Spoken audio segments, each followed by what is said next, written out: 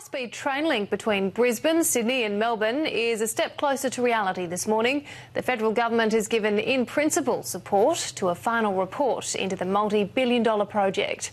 And for the details, we'll go to Kerry Axley in Canberra.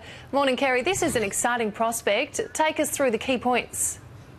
Yeah, good morning, Amelia. Well, over 1,700 kilometres of rail tracks would need to be built, and it'll cost around $114 billion. Now, if it goes ahead, construction won't start till 2020, and to build the whole rail network would take at least until 2053. But the federal government says it'd revolutionise the way we travel for work and for fun, and the trains would have a peak speed of 350 kilometres an hour, and an express trip between Melbourne and Sydney would take just 2 hours and 44 minutes, and you could get from Brisbane to Sydney in just 2 hours and 37 minutes. Now, the report also says that the trains should stop at various regional centres like Shepparton in Victoria, Albury-Wodonga and the Central Coast in New South Wales, among others. So, Amelia, this train would be great news for those areas. Kerry, just looking at the figures, would it be economically viable?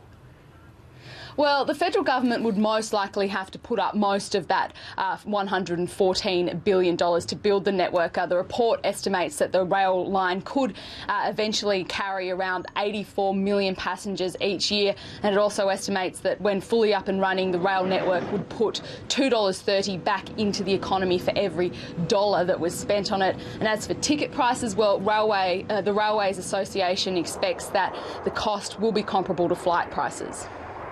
I guess from Sydney to Canberra, for example, currently it's about $150. It would be of that order, one would assume. It's more than rail. It's about transforming the nation. It's about how people work, how people live, and it's a major step forward for Australia. Now, obviously, Amelia, this project is a long way off, but the federal government says it is serious about building high-speed rail. But just to give you an idea of how far into the future we're talking, Julia Gillard would be 92 years old when this project is finished. All right, we'll be waiting a while then. Kerry, thank you for that.